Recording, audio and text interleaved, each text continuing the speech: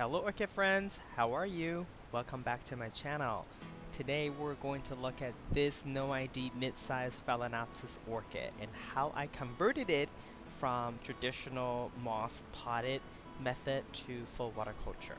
If this is your first time watching my video, my channel is all about orchids. From what orchids I have, how I grow them, my thoughts on certain orchid topics, to what orchids are blooming, etc. So if you want to follow along my orchid hobby adventure, please subscribe and turn on the notification. The following 4 photos were the last ones I took of this orchid, and it was early March. So I think this orchid was in bloom for about 2 months. So for $15 for 2 months, I think that's quite economical. At least much more economical than cut flowers in my opinion, and this is one of the reasons why I love orchids so much. What do you think? Do you feel the same way?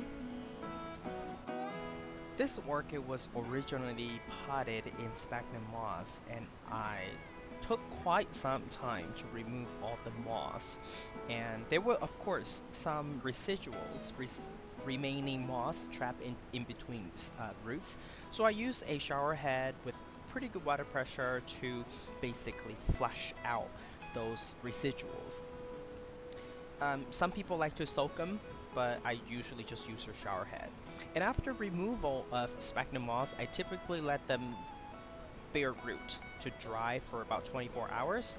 And personally, I find this 24-hour period really beneficial because during this 24 hours, you have a chance to observe the root and see if there is any further decay, further rotting of the root before you add water to the root, because that way you can trim off some of the excess unnecessary roots or unhealthy roots before the water is added, so that you don't have to change your water too often.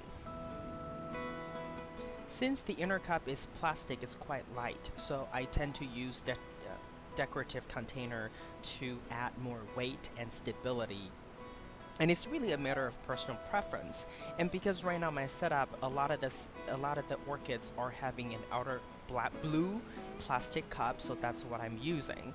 One of the reasons is that it's cheaper, and another reason is that it helps me block out some sunlight, so that way I can help reduce the chance of algae formation.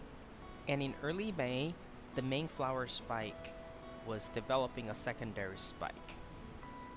Now let's take a look at the usual water level that I keep for this orchid. Most of its roots are at the top, and I only leave about 1/3 of the cup with water, and only about probably 1/4 of its roots are submerged in water. It doesn't have to always be 1/3 of the orchid roots in water. As long as this orchid can properly get hydrated from at least just some roots, it'll be just fine. It doesn't have to be having too many roots in water at one time, because when there is root rot problem, you know, if you have 1/3 of the roots in water the whole time, they may die at the same time. But with this way, it's less likely to have root rot too much. I guess what I'm trying to say here is just minimizing the risk of losing too many roots rotting in water at one time. And in the end, I wanted to add more weight at the bottom, so I actually put it back into a clay pot to add stability, since there is a secondary spike growing above. And toward end of May, it was still just 4 leaves, no new leaf developing, but the roots are definitely doing good. Some of the roots are continuing to grow, and I really think that, you know, this one is liking full water culture, and obviously it's not dehydrated. And toward the end of May also, the second flower spike is developing, or the secondary spike was developing, and the buds were getting bigger. So I think in the near future we'll have a couple more blooms to enjoy. And before I close this video, I want to share where I typically cut the flower spike. I usually cut it right underneath the last or the lowest flower. Just below that is where I cut the flower spike after all the flowers are gone.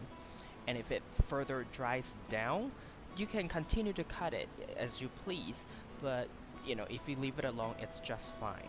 And also, before you cut the flower spike, the scissor that you use, make sure you sterilize it with alcohol or hydrogen peroxide. Some people use fire to flame to sterilize. Either way, it's just a matter of preference, but make sure you do that. And after you cut the flower spike, make sure you use some cinnamon powder to help dry up the cut faster to avoid potential infection of any kind. And make sure you don't let the cinnamon powder get on top of your roots, get in contact with the roots, because it'll probably dry up your root, as well as cinnamon has the drying property.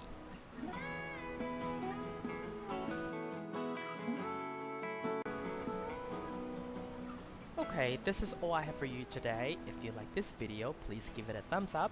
And if you would like to get more orchid related videos from my channel, please subscribe and turn on the notification. I want to wish you happy growing, and I will talk to you in my next video. Ciao!